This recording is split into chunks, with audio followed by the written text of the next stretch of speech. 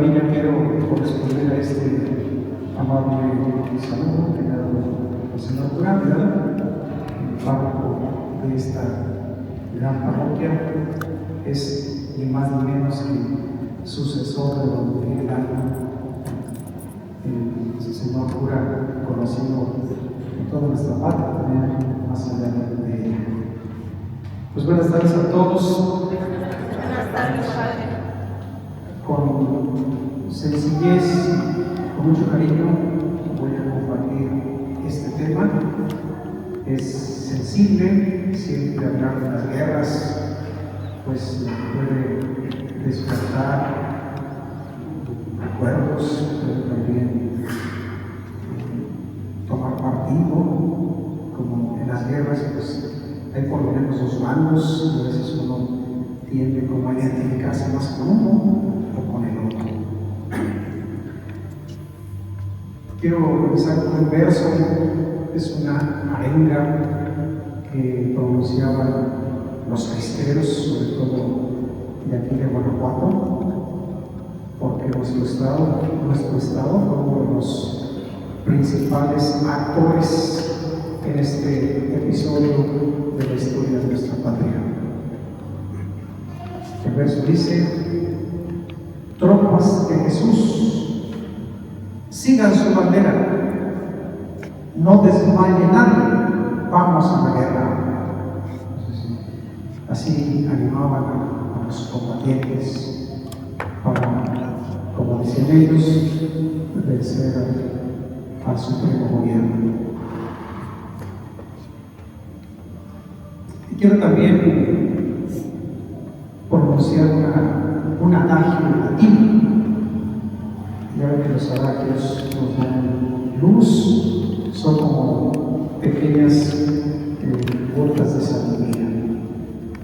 Dice el adagio: Draco dormiens nunquam titilandus es. Draco dormiens nunquam titilandus es. ¿Qué significa? Si el dragón está dormido, no lo despiertes. Ese adagio puede incluso darnos luz para nuestra vida.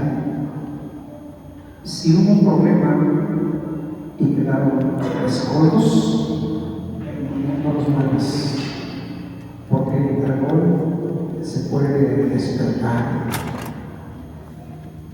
Esta frase también me recuerda a algo que me dijo una persona dentista. Fui a que me realizara una nueva muela y se consideró la posibilidad de extraerla. Y me dijo la doctora: ¿le duele? No. Y entonces ella me dijo: si no molesta, no lo molestes. También es una buena frase. Si no molesta, no la molestes. Si ahorita socialmente usamos de un más o menos entendimiento en el ámbito de las instituciones, en este caso de las iglesias o de la iglesia y el Estado, ¿para qué mover escombros? ¿Para qué reunir enconos? ¿Qué sentido tiene tocar la llaga que ya está más o menos sana? Por lo tanto, yo entiendo que la iglesia, al promover esta serie de temas, de reflexiones, no pretende vivir el enojo, el rencor, ahogar el rencor que en otro tiempo lamentablemente se vivió. No es ese el propósito, y mucho menos el bien. Por eso incluso es arriesgado hacer un juicio de valor de aquellos acontecimientos. ¿Qué es lo que entonces pretende la Iglesia con este tipo de encuentros, de charlas? Habrá conferencias, habrá congresos a propósito de la guerra cristera, que como ya dijo el señor Durán, este año y particularmente este mes, el de julio, se conmemora, no se celebra, porque no hay mucho que celebrar, se conmemora el inicio de la lamentable guerra cristera, en donde hubo un enfrentamiento pues a muerte. Así son las guerras, o vencer o morir. Entiendo que la Iglesia entonces lo que pretende es mostrar el valor y la lealtad de muchas personas que murieron como mártires, que nos dan muestra de una profunda convicción en su fe y en sus valores. Ese es el propósito, conocer más sobre tantas personas, reitero, que tenían bien clara su identidad, porque hoy también hay crisis de identidad. Hay personas que no saben qué son, piensan que son animalitos, que son objetos, o que no tienen definida su nacionalidad. No, los cristianos tenían clara identidad. Somos mexicanos y somos católicos. No nada más creyentes, como a algunos les gusta decir. Es que yo no vamos a ser creyente. No, ellos eran católicos y tenían clara identidad de ello. Y eso es lo que se quiere rescatar. Admirar la identidad, la valentía, la convicción. Tenían raíces profundas. Cuando un árbol está bien enraizado, aunque lleguen las tormentas, no lo derriban. Pero cuando las raíces están o son superficiales, cualquier ventisca los pone en el suelo. Eso mismo pasa con las personas. Cuando no estamos apegados, somos como una hojita que es arrastrada por cualquier vendaval. Bueno, traigo aquí un acordeón, entonces. El acordeón dice en el punto 3 que es un tema desconocido. El tema de los cristianos es desconocido. ¿En qué me baso para afirmarlo? Hace más o menos 15 años, el padre Javier Olivera Rabasi, un sacerdote argentino, influencer, vino a México porque como historiador, como estudiante de historia, estaba preparando su tesis doctoral y se sintió atraído por ese tema. Entonces de Argentina viaja a México para hacer ese estudio. Y él dice que llegó a Guadalajara. ¿Por qué a Guadalajara? Porque Jalisco pues, fue el epicentro de la cristiana. Y entonces, como pretendiendo hacer un estudio de campo, se fue a la ciudad. Y así de manera aleatoria, espontánea, le preguntaba a los hombres, ¿me puedes decir, me puedes compartir qué pasó en la cristiandad? Y los jóvenes, como dicen aquí nuestros vecinos del norte, se quedaban con cara de mal. ¿Qué es eso de cristiano? De la guerra cristiana. ¿Y eso cuándo pasó? ¿Dónde? ¿O qué? Y entonces iban con otro, porque es natural que no todo el mundo sepa. Y la respuesta era la misma. Es un tema desconocido. Nosotros más o menos estamos enterados por nuestro abuelo y el tío y no sé quién, algo nos contó. Pero este es un tema desconocido. Si no, pregúntenle ustedes a sus nietos, a las nuevas generaciones, y no les van a saber absolutamente nada. ¿Por qué? Porque se guardó silencio. Dicen que en la casa del ahorcado no hay que hablar de sobras. Y en la cristiana hubo muchos ahorcados, y hubo muchos fusilados, y hubo muchas fricciones Entonces era un tema incómodo, tanto para el gobierno como para la iglesia. Incluso estaba casi prohibido hablar de ese tema. Si había alguno que otro archivo, ese estaba guardado en un lugar secreto. En el tiempo inmediato, allá por los años 30, 40, 50, nadie hablaba de ese tema. Estaba vetado por parte de la iglesia, por parte del gobierno. Aquí hay algunos maestros. ¿Acaso en los libros de texto han encontrado alguna alusión a la guerra cristiana? ¿O cuando ustedes fueron alumnos, les hablaron ampliamente de ese tema? Quedó totalmente en la oscuridad.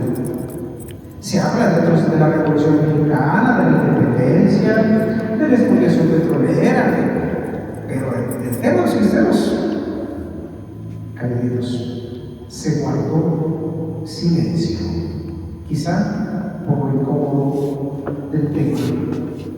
Bien, luego considero, ¿no?, como para entrar en materia, considero que para que entendamos mejor el acontecimiento de la Revolución de la Guerra Cristera, es necesario dirigir nuestra mirada al pasado.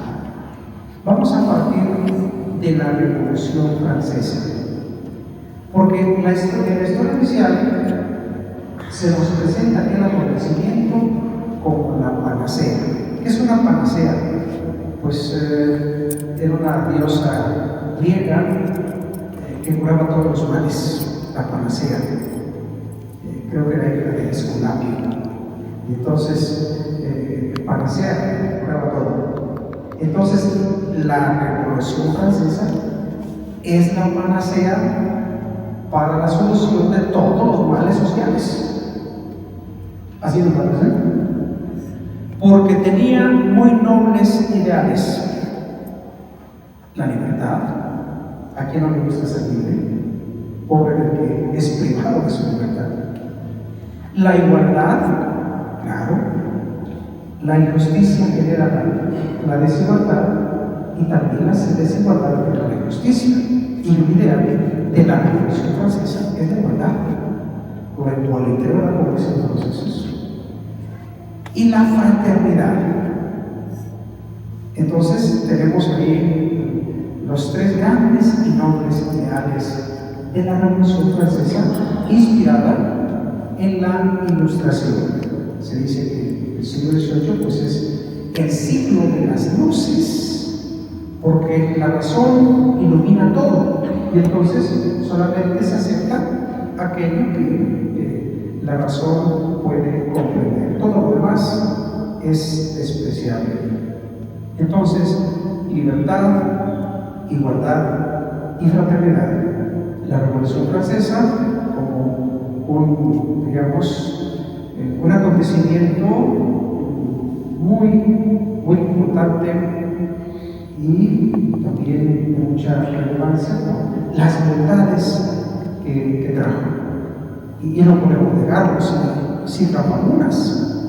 Por ejemplo, que el pueblo pues elegir a sus gobernantes, que la gente fuera más consciente de su dignidad, de sus derechos, ¿sí? No podemos menospreciar. Sin embargo, hay aspectos que quizás no nos han dicho.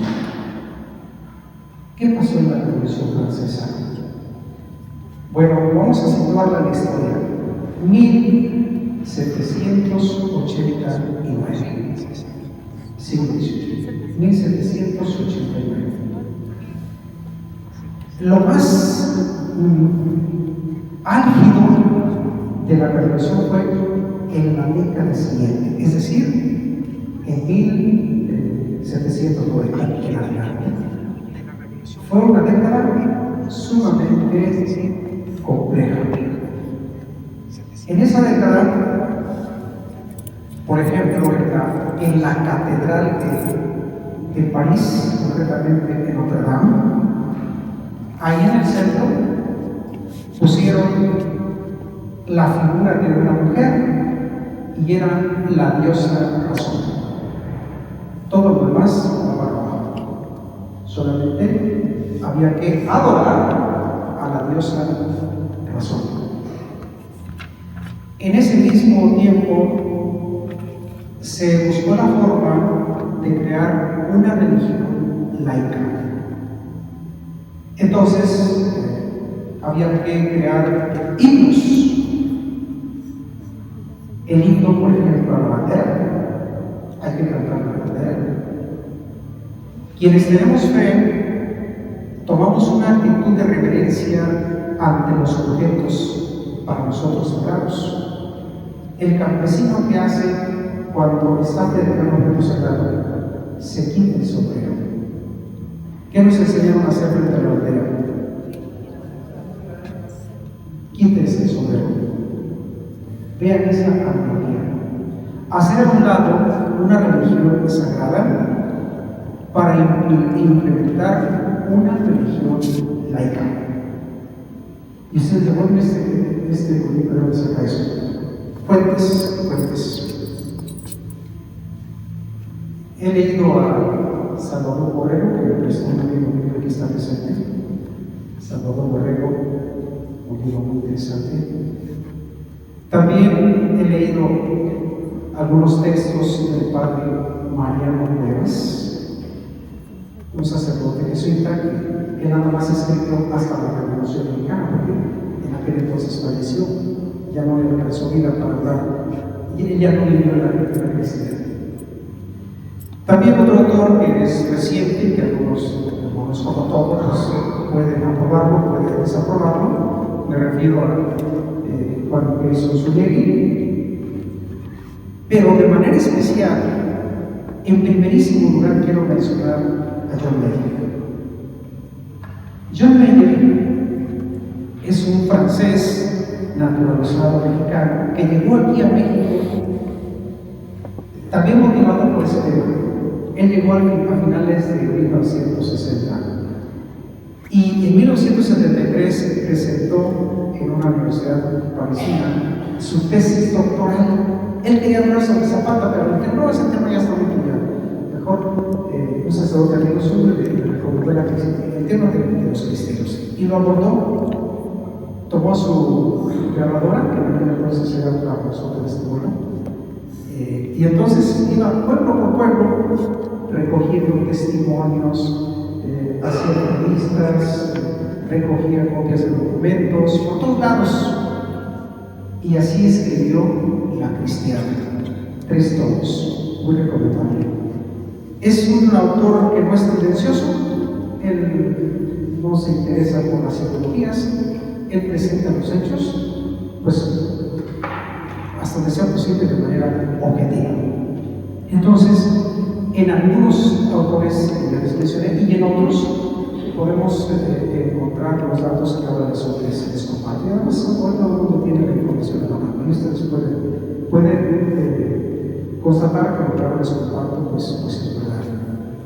Porque los revolucionarios no se portaron tan fraternos y tampoco se portaron tan respetuosos de la libertad. Por ejemplo, en ese tiempo se utilizó la guillotina. José Ignacio Guillotín no la inventó, algunos dicen que no es verdad, era médico. Pero seguramente como médico, ellos son más conscientes del dolor. Él propuso que la muerte fuera más igual para las personas, porque dependía de tu estado, de tu casta, de tu nivel social, económico, y entonces así morían. Los de las clases bajas eran torturados, los de las clases altas pues morían sin ser torturados. Para todos la muerte, pero de diferente manera. Entonces dice Guillotín, que después de aplicar el nombre a él, ¿verdad? Para que no haya mucho dolor, mejor que les corten la cabeza, independientemente de la clase social. Y en el momento más álgido de la Revolución Francesa, cada día eran cortados en su cabeza 30 personas. Casi había que hacer fila. ¿Y quiénes eran los que iban al matadero. Todos los disidentes, todos los que no compartían las ideas revolucionarias. Miles de sacerdotes, miles, algunos cuantos obispos, que no querían violar la constitución del rey, porque ellos pretendían hacer una iglesia a su modo. Ellos tenían que decir cómo tiene que ser la iglesia. Incluso ahí también guillotinaron al último rey francés, al Luis XVI, y también a su esposa, la reina María Antonieta. Y entonces los revolucionarios, quizá para justificar su actitud, pusieron en los labios de María Antonieta una frase. ¿La dijo? ¿Quién sabe? Yo probablemente no. De cualquier forma, la historia la escribieron los revolucionarios, porque ellos vencieron. Y la historia es escrita por los vencedores. ¿Y qué dijeron los revolucionarios? La gente le gritaba a la reina: reina, su majestad, no tenemos pan para comer. Y entonces dicen que la reina dijo: pues coman pastel. Pues si no hay pan, coman pastel. Esa frase se la atribuyen a María Antonieta. ¿La dijo? ¿Quién sabe por qué lo están diciendo? Todo lo que tuviera cuerpo de humano, eliminado indiscriminadamente. No como maternos, no tanto. ¿Cuál era el problema? El problema era la fe. Había que adorar solo a la diosa razón, porque todos los demás eran fanáticos. Y la fe se veía como un obstáculo para el progreso y para que la sociedad viviera, pues, digamos, en un tiempo moderno. También se cambió el calendario, la semana. A la semana se le pusieron 10 días. Y cada día era nombrado de manera cardinal, ordinal: primero, segundo, tercero, cuarto, quinto, hasta el 10. ¿Esos son ordinales o ordinales? Son los números ordinales, ¿verdad? Ordinales. Así se llamaba el primer día, el segundo. Ya ven que allá se originó un sistema decimal. Entonces también la semana tenía 10 días. ¿Por qué se eliminó el domingo? Para que la gente no pueda decir. El día de descanso, el 10º. También se le cambió el nombre a los meses, de acuerdo a lo que sucede en cada mes. A lo mejor a febrero le llamaron el ventoso, luego diciembre pues el gélido, el pluvioso. Eso los nombres no lo sé, pero sí sé que tenían que ver con lo que pasaba en los meses. Y luego, ¿qué decir de los días? En la religión católica, pues cada día celebramos un santo. Va para abajo, va para abajo. También los días tenían nombres de elementos naturales: el día del fierro, el día del aire, el día del plomo, el día para que no hubiera santos. Probablemente a algunas personas les parece que estoy exagerando, y les digo, para que no vaya a pensar que le estoy echando cuentos, investiguen. Y así fue. Los hechos no los podemos cambiar. Así sucedió en la tan alabada Revolución Francesa, donde el propósito en buena medida era eliminar a la iglesia, eliminar la fe. Ese es el propósito. Entonces, esas ideas revolucionarias, pues llegaron a América. La independencia de México se consuma, digamos, en 1821. Y 4 años después, en México, ya había Partido Liberal. Y hay una paradoja, no tengo inconveniente en decirlo. Muchos de esos del Partido Liberal eran ex sacerdotes. Por eso digo que es una paradoja. como quienes Miguel Ramos Arizpe. Él fue el que redactó la primera Constitución de México, 1824. Es sacerdote, pero liberal y masón. También tenemos a Fray Servando Teresa de Mier. Él, aunque abandonó el sacerdocio, dice que le regalaron un hábito y le costó tanto que no se lo quitaba ni para dormir. Fray Servando Teresa de Mier. Pero un coetáneo nuestro, nosotros decimos paisanos, pero también podemos decir, no, coterráneo nuestro, fue Luis Mora, José María Luis Mora. Él nació en Chamaluero. Y yo fui párroco de Chamaluero, y entonces tuve mi inquietud de ver la partida de bautismo de Luis Mora. Y siempre que iba a ver, ahí está sentada el libro de bautismos. Juan hizo su bautismo y lo bautizó un tío de él que también era sacerdote. Luis Mora, pues juntamente con algunos otros sacerdotes y otros más, por ejemplo el nigromante, este señor Ramírez, trajeron esas ideas liberales a México. Unas ideas contrarias a la fe. Entonces, ya desde los albores de la nación, ya había un partido liberal. Y así se desarrolla la historia, pues propiamente el tiempo avanza y luego es difícil así todos los detalles, porque además el tiempo es rápido y ya casi no te lleva, y estábamos comenzando.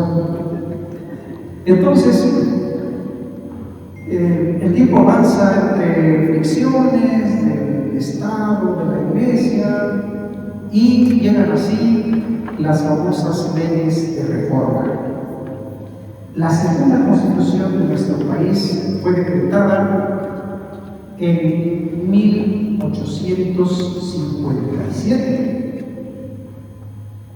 y más adelante se le adicionaron algunos decretos que llamamos como leyes de reforma. ¿Por qué leyes de reforma?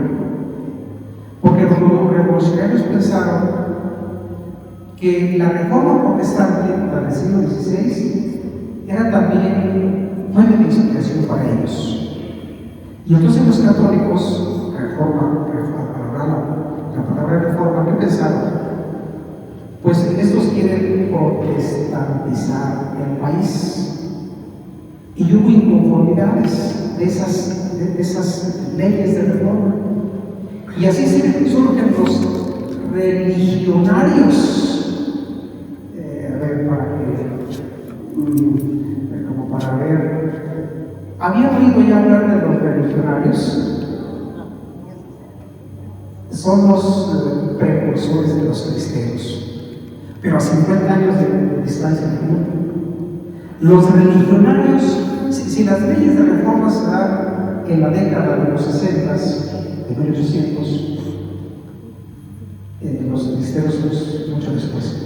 Los religionarios surgen en la década siguiente, es decir, en 1873-74 surgen los religionarios. ¿Y cuál es su incomodidad? Las leyes de reforma. A veces pensamos que en el pasado la gente era muy pasiva, que todo lo que decidían los legisladores, ellos la recibían así, sin, decimos en el rancho, sin chistar. No, se manifestaron, sobre todo en Michoacán.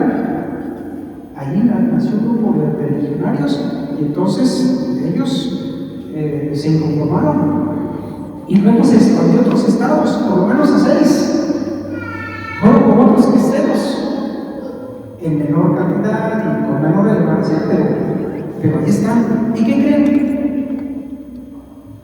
Aquí el dolor es hubo. Aquí el dolor es hubo. Aquí hubo manifestaciones de religionarios. Fuentes, John Mayer. Si quieren ustedes una lectura serena, bien documentada y no tendenciosa, les recomiendo esos textos y espero que no se moleste el doctor Meyer porque prácticamente lo que estoy aquí diciendo pues lo he leído ahí y no es un plagio porque todos los créditos para él, todos los créditos para John Merkel, porque ya es una persona mayor. Hace poquito dio una interesante conferencia en Aguascalientes, lugar donde es su esposa, porque se casó con una mexicana y por eso se puede decir en nuestra patria. Entonces, él habla de que en Dolores Hidalgo, aquí, hubo manifestaciones en contra de las leyes de reforma. A mí me emociona porque entonces hemos heredado ese espíritu de lucha, de conformidad. Y con derecho, porque cuando se piensa que se tiene la verdad y no se daña a nadie, es lícito defenderlo. Los religionarios, que no trascendieron, eran manifestaciones que la policía pues ponía en su lugar y ya. A eso pasó aquí en Dolores. Allá por el año 1873-74, recién reformadas las materias, las famosas leyes de reforma. Avanzamos, ya digo, los religionarios. Luego, ahora vamos a los cristianos. La Revolución Mexicana. Constitución de 1917. ¿Quién la redactó? Los carrancistas, es decir, el ala más radical de los liberales, porque ni siquiera fue consenso de todos los liberales, sino principalmente de los carrancistas. Y ahí vi una foto, lo que es la vida, ¿verdad? Hay una foto de don Venustiano Carranza participando en un bautismo al ladito del Señor Cura. Pero en la vida diríamos ordinaria, anticlerical. La Constitución de 1917 en esta materia es anticlerical. Ya desde 1914 había una fricción tensa de la Iglesia con los revolucionarios. Desde 1914 ya se estaba gestando, de cierto modo, el conflicto cristero. Y en 1925, Morones, que era un líder sindical, juntamente con, aquí vienen ya los nombres propios de la guerra cristiana, con don Plutarco Elías Calles, que estuvo en la presidencia del 24 al 28, porque en aquel entonces los presidentes de la República nada más duraban 4 años. Fue hasta Lázaro Cárdenas, entonces empezaron a durar 6, como hoy, pero Plutarco 4. Bueno, pues en el 25, es decir, el siguiente año de que Plutarco llegó a la presidencia, creó una iglesia, hizo la iglesia mexicana y invitó por ahí a un personaje, el patriarca Pérez. Creó una iglesia a modo, en donde él la pudiera manipular, donde él pudiera decir, claro, una iglesia que no fuera profética, que no dijera ni media palabra del gobierno, que no lo criticara. Eso hizo don Plutarco. Creó una iglesia mexicana, encomendada al patriarca Joaquín Pérez, que se llama. Él era el primer papa. Ya tuvimos un papa mexicano, Él era un papa mexicano. Lo ungió el señor presidente Plutarco. Bien. Y el siguiente año, pues se promulgan las famosas, se promulga la ley Calles. En junio de 1926. Ahí es donde la cosa empieza a ponerse, como dice, de más, subió de temperatura. La ley Calles se promulgó en junio y entró en vigor el 31 de julio. Estamos en julio, ¿verdad? El 31 de julio del 26 iba a entrar en vigor la ley Calles. Y fue donde el episcopado mexicano dijo: no, pues es que esto no podemos, ya no se puede. Entonces el episcopado decidió suspender los cultos como una manera de reaccionar. ¿Y qué dijo el gobierno? ¿Van a suspender los cultos? Pues entonces no se van a permitir el culto privado. Y así fue como se cerraron los templos. La iglesia suspende, el gobierno prohíbe, y al poco tiempo, pues los campesinos, en aquel entonces prácticamente el 100% era católico, algunas poquitas excepciones, dijeron: no, pues nosotros necesitamos que los templos estén abiertos, que los sacerdotes nos auxilien con los servicios espirituales. Y así empezó a gestarse la revolución, la guerra cristera. Al inicio eran brotes espontáneos. La Sierra Gorda de Guanajuato es un foco especial. Jalisco en primerísimo lugar. Y el general que los unificó fue Enrique Gorostieta. Él era un general de carrera. Además, pues él en cierto modo lo hacía también por una motivación pecuniaria, porque le pagaban 3,000 pesos oro al mes. Pero organizó a los cristeros. Y hubo un tiempo en que él pues tenía sumando hasta 25,000 soldados cristeros. Era un verdadero ejército organizados. ¿Y cómo se hacían de las armas? Pues matando a los soldados. Soldados que mataban, arma que recogían.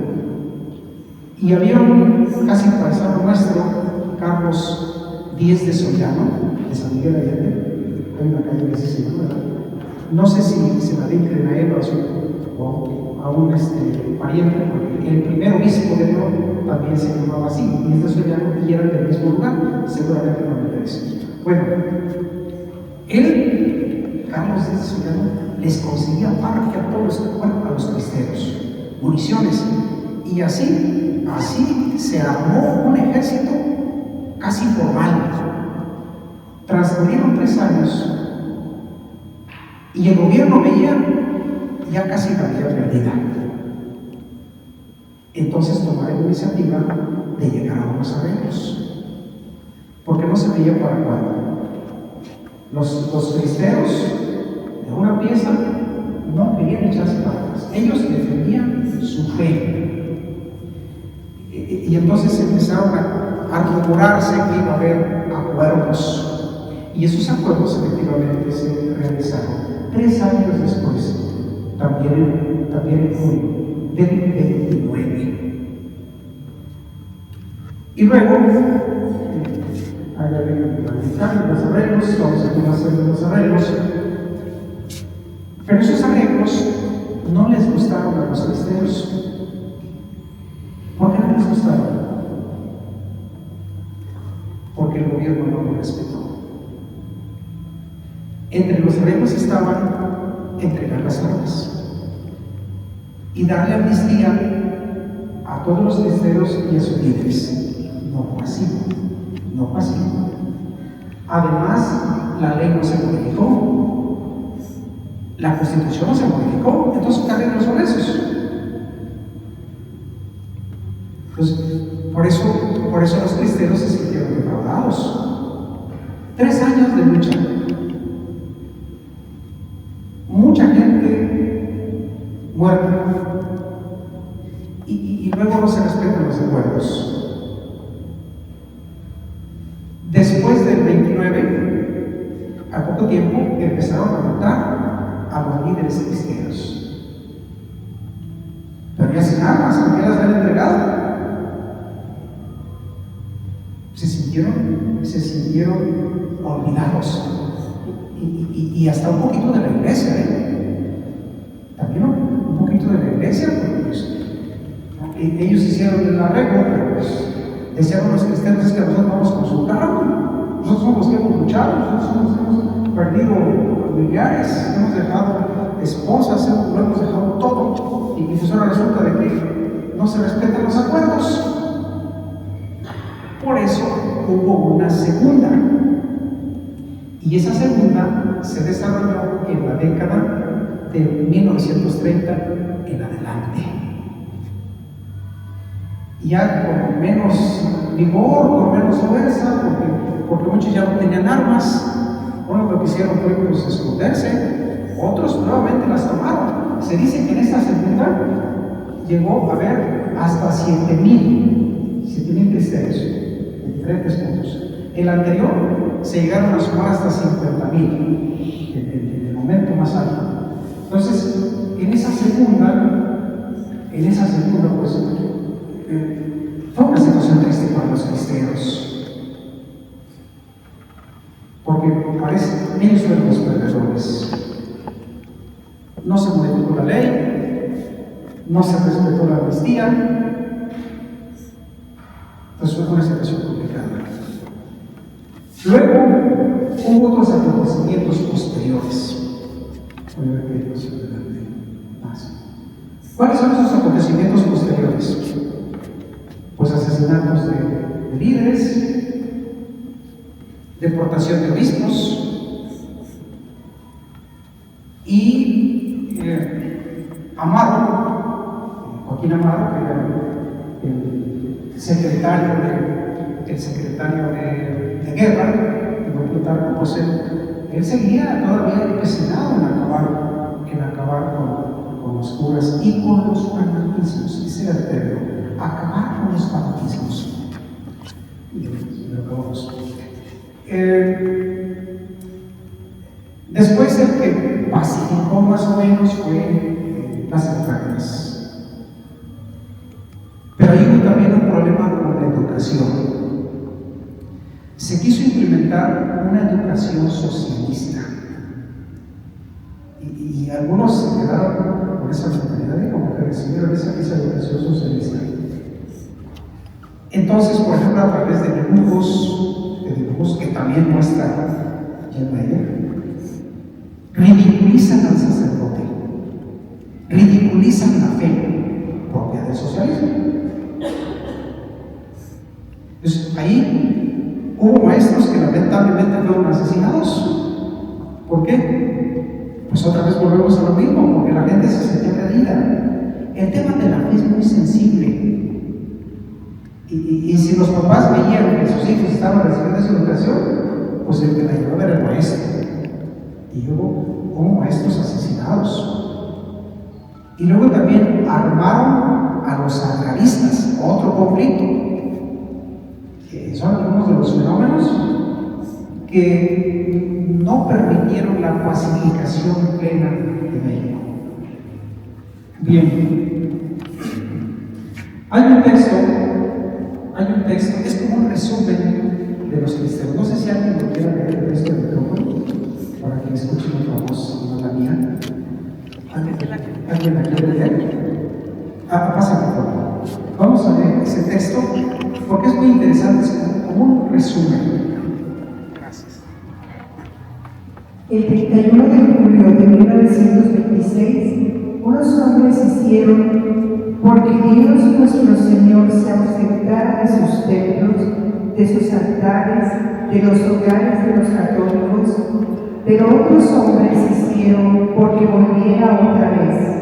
Esos hombres no vieron que el gobierno tenía muchísimos soldados, muchísimos armamentos, muchísimo dinero para hacer la guerra. Eso no vieron ellos.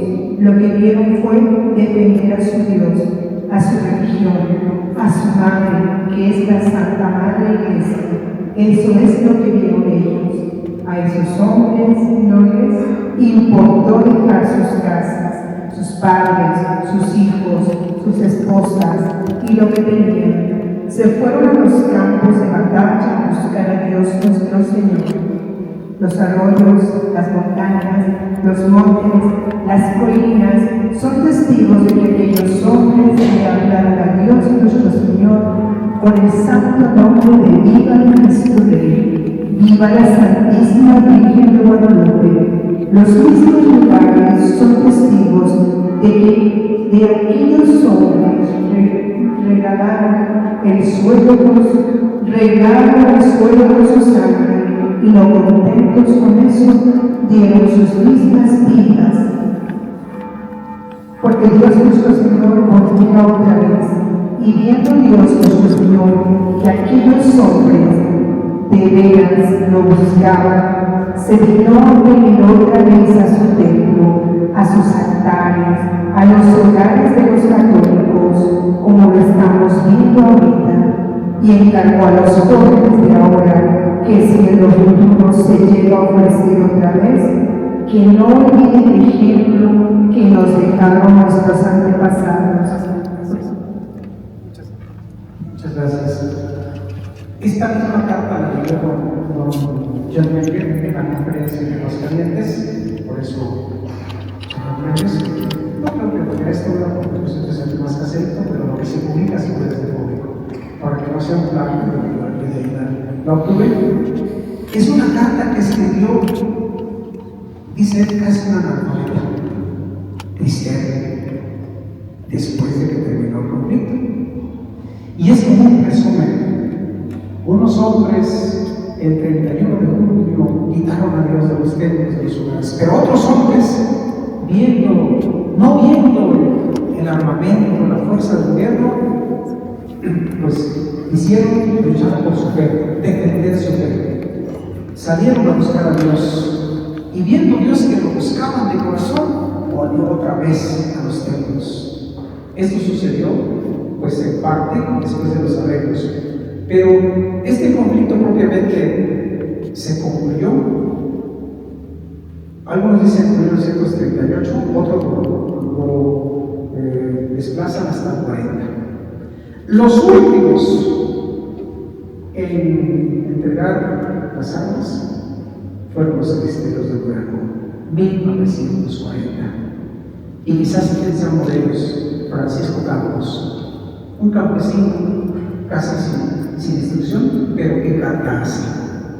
Es un testimonio, y como esa, muchos escritos testimonios que se han recogido de el de los cristeros. Ahora vamos a responder a la pregunta, vamos a poner el tema, el impacto de la guerra en las familias. No solamente en las familias, sino en la sociedad. ¿De qué manera impactó? Algunos incisos. A partir de 1938 reina una armonía muy pragmática. En teoría ya no hay persecución, ya hay un entendimiento entre la Iglesia y el Estado, se toleran los cultos, las leyes no se ponen en práctica, hay una especie como de no sé cómo llamarlo eso, simulación que existe en la ley, pero no se aplica, y entonces la Iglesia puede realizar su misión, el gobierno con sus leyes ahí están informándose y hay una paz pragmática. El siguiente inciso se parece al primero. El anticlericalismo de los conos bajó del todo. Y si el gobierno pues ya no se hablaba tanto en contra de la Iglesia, de los curas, de los fanatismos, de implementar una religión laica, eso bajó de todo. La oposición sistemática al gobierno de nosotros, que es de la Iglesia, se fue diluyendo. Ya no había esa oposición. Muéranse, ya no se dice esa frase, ¿verdad? Antes, muéranse para como gobierno, ahora ya no. El tono cambió. Se fue diluyendo. Así como tuvimos un problema, pero tú y yo hablamos de él, y ahí hacemos como que no pasó nada, y tú haces lo tuyo, y yo hago lo mío, y así pasaron muchas décadas. Pero la Iglesia se cambió. La Iglesia perdió poder político. Porque la Iglesia pues, mucho poder, es así que pues, se movilizaba y tenía injerencia. Entonces la Iglesia, yo creo que para bien, viéndola sin bien, la Iglesia perdió poder político. Se puede ver como un logro de la cristiana. Otro es aumento de las vocaciones sacerdotales. Muchas vocaciones. Después de la guerra cristera, muchas vocaciones, sobre todo aquí en México. Quienes se encargan de las estadísticas dicen que México estaba por encima de cualquier otro país en proporción de vocaciones. Muchas vocaciones. Guadalajara tenía más de 1000 seminaristas en el seminario. Durante décadas, 1000 seminaristas, ni ellos se conocían. 1000 seminaristas. Muchísimas vocaciones. Y Guadalajara fue el epicentro del problema. Entonces, un resurgir. Tertuliano, que decía: la sangre de los mártires es semilla de los cristianos. Esa sangre que se regó en la tierra mexicana fue como una semilla para las vocaciones sacerdotales y a la vida consagrada. Oigan tanto, admiración por la valentía, aumento de las vocaciones, sobre todo admiración por la valentía y bien por los mártires. Y puse ahí los hermanos Sierra. Los hermanos Sierra, brevemente les comento, son 2 laicos que murieron en Cañada de Carachico, en Cortázar, Córdoba, aquí en la diócesis.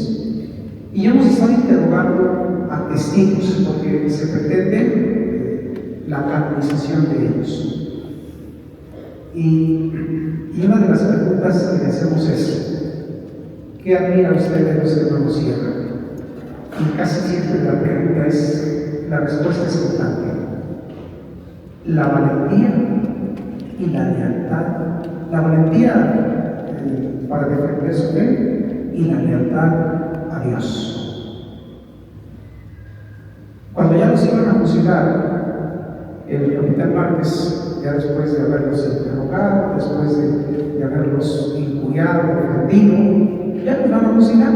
Ahí por un lado está el padre Nieves, también les van a hablar de él, no vayan a dejar de venir, les van a hablar de estos mártires. Están en el padre Nieves, y muchas frases, pero no hay tiempo para decir nada más, me limito a esta. Le dijo el capitán Márquez a los hermanos: ínquense para fusilarlos. Y dijo Dolores, era Dolores de Jesús. Dolores sí que era recio, campesino, un ranchero de esos que no se echaban para atrás. Ya no había dormido la noche anterior, cansado, sabiendo que iban a fusilar. Ínquense para fusilarlos. Y dijo Dolores: no, nosotros nada más nos hincamos ante Dios y ante sus ministros. Esa fue la respuesta. Y seguramente muchos otros cristianos así pensaban. Nosotros nada más nos hincamos ante Dios, no nos hincamos ante el supremo gobierno, el César. Pues nosotros no nos hincamos ante el César. Dirán: César no es del César. Bueno, pues nosotros le damos a Dios una gloria que corresponde. Y a Dios le corresponde toda la gloria, todo el poder, toda la honra. A nadie más. Y le quebraron con la culata, le quebraron las familias. Porque esa respuesta ofende. ¿Cómo responderle así al César, al capitán? Una ofensa. Le quebraron las piernas. Y su hermano Jesús se desmayó. Al ver aquella escena, se desmayó, ya está bien desmayado, le dieron el tiro de gracia. Eso pasó con los hermanos Sierra. Estamos cerrando la causa, tenemos la esperanza de que en un futuro cercano la Iglesia reconozca su valentía y su lealtad hacia la fe. Y también, otra pregunta es: ¿cómo influyen en su vida el testimonio de los hermanos Sierra? Y algunas preguntas dicen: bueno, pues ellos fueron laicos como yo, tenían hijos como yo, tenían esposa como yo, y eso no fue un obstáculo para que ellos entregaran su vida por Cristo y por su vida. Eso solamente se entiende a la luz de la fe. Alguien que no tiene fe no puede entender eso. Tenía 31 y 34 años, eran jóvenes, tenían niños pequeños. Cuando el gobierno llegó a la casa de ellos por el padre, uno de ellos tenía su niñita en brazos aquí. Así quedó. Por eso el testimonio de los mártires es sumamente ilustrativo para ustedes, porque murieron muchos mártires, sacerdotes no tantos, alrededor de unos 100, nada más. 100 sacerdotes, no, laicos fueron cientos. Algunos murieron en combate, ciertamente, pero otros murieron de una manera callada, como corderos, entre ellos Jerónimo, de aquí de los Flores. Jerónimo era un laico, así como ustedes, pero que dio su vida por Cristo. Ese es el impacto de las familias, el impacto. Y como dice la carta, que si en el futuro se iría a presentar una situación, que nosotros defendamos nuestra fe. Bueno, conclusión, porque ya llegó la hora. Conclusión. ¿Qué tenemos que hacer? Informarnos. Una persona informada no se deja llevar fácilmente por lo que escucha. Informarse y escuchar diferentes voces. Tuve un amigo, ya no vive. Él siempre leía un periódico. Y como le tenía confianza, una vez le dije: oiga, ¿quiere estar usted bien informado? Lea otros periódicos, siempre el mismo, es decir, no los mismos artículos, sino el mismo nombre del periódico. ¿Sí? Y los demás, lea otros editoriales, otros artículos, ¿no? Siempre el mismo, así mismo. Eso no le va a permitir ensanchar su mirada, porque los periódicos siempre dan una línea. Hay que ver otros. Si es posible, hasta en otro idioma. Vea aquí, vea allá, vea una revista, vea hoy. ¿Qué tipo de la gente ve poco, pero qué programas vemos? Escuchemos otras voces diferentes, incluso contrario a lo que nosotros pensamos. Tenemos que informarnos para que no seamos hojitas que nos muevan con un poquito de bien, ¿no? También formarse, vamos a formarnos. Qué bueno que vinieron a escucharme. Espero si lleven alguna idea. Yo les agradezco por su presencia, porque eso indica que ustedes tienen interés. Y bien, como sea, que son inquietos, que les interesa el pasado, les interesa su fe, les interesa la cuestión social. Un buen católico siempre es un buen ciudadano. Tenemos que formarnos, que hay una conferencia, que hay un tema, vamos a informarnos. Alguien decía: si yo escucho a alguien que ha leído mucho, yo me ahorro muchas horas de lectura. No es cierto. Si yo escucho a alguien que ha leído mucho, eso me ahorra muchísimo tiempo, porque ya me lo está dando digerido. Y no siempre lo deseamos. Informémonos para poder actuar y para poder transformar. Y entonces la conclusión es un texto del Papa Benedicto XVI. Otro lector, por favor. Gracias, María. A ver, María González. Durante su visita a Francia en septiembre de 2008, Benedicto XVI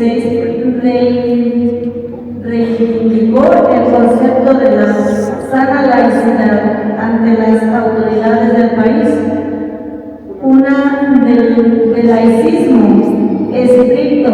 El Papa argumentó que la religión no debe ser un obstáculo para el Estado, sino una laicidad bien entendida, garantiza la libertad religiosa y reconoce el papel de la fe en la construcción de una sociedad ética y libre. Gracias. Entonces, ¿qué es la sana laicidad? Es vivir en libertad. Laicidad y ateísmo no es sinónimo. En México así se ha entendido. Si dicen que la religión laica, muchos entienden que tiene que ser atea. No es así. La sana laicidad es gozar de un ámbito de libertad, donde cada quien cree lo que quiera, incluso puede no creer en nada, y también es válido. Porque de eso se trata, de garantizar la libertad. como decían los revolucionarios franceses, cosa que no pusieron en práctica, por cierto. Entonces, esa es la sana laicidad. Otro lector, por favor. Otro lector, y concluimos. ¿Es este texto?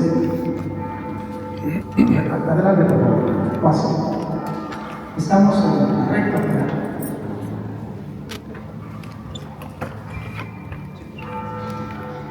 El pontífice detalló que la sana laicidad implica que el Estado no margine la religión al ámbito puramente privado, sino que reconozca su dimensión pública y comunitaria. En su visión, este modelo debe basarse en la distinción entre lo político y lo religioso, fomentando un diálogo continuo y una colaboración mutua entre ambas esferas para buscar el bien común. ¿Qué pretende el Estado? El bien común. ¿Qué pretende la Iglesia? El bien común. Esa es la finalidad de la Iglesia. Claro, la Iglesia va más allá. También busca la salvación de las almas, pero con los pies bien puestos en la tierra. Pues, ¿por qué mejor no dialogar? ¿Por qué mejor no ponerse de acuerdo? ¿Por qué no respetar las esferas? Cada quien en su campo, buscando el bien común, dejándose de descalificaciones, de polos, de pleitos, como si la fe fuera un obstáculo para el progreso. No, la fe no es un obstáculo para el progreso, eso piensamos. Pero la historia demuestra lo contrario. Se puede ser una persona de mucha fe y al mismo tiempo una persona de mucha ciencia. Fe y razón no son antagónicas, son complementarias. Esto tenemos que decir en voz alta, porque a lo largo del tiempo se ha pretendido ponerlas en contra. No es así. La fe y la razón, dice Juan Pablo II, son como las alas que le permiten al ser humano emprender el vuelo hacia la búsqueda de la verdad. La fe no es un obstáculo para la razón, para la ciencia. ¿Saben lo que sí es un obstáculo para la fe? La soberbia. Eso sí. Una persona soberbia difícilmente va a poder abrir su corazón a Dios, independientemente de si sea de ciencia o no sea de ciencia. Pero la ciencia es totalmente compatible con la fe. Bueno, pues yo les agradezco de verdad su paciencia y que todos estén muy atentos. Puede haber alguien que no comparta lo que yo diga, también eso se vale. De cualquier manera, muchas gracias por la invitación y un saludo a las personas que nos han estado siguiendo a través de las redes. Que tengan una buena noche.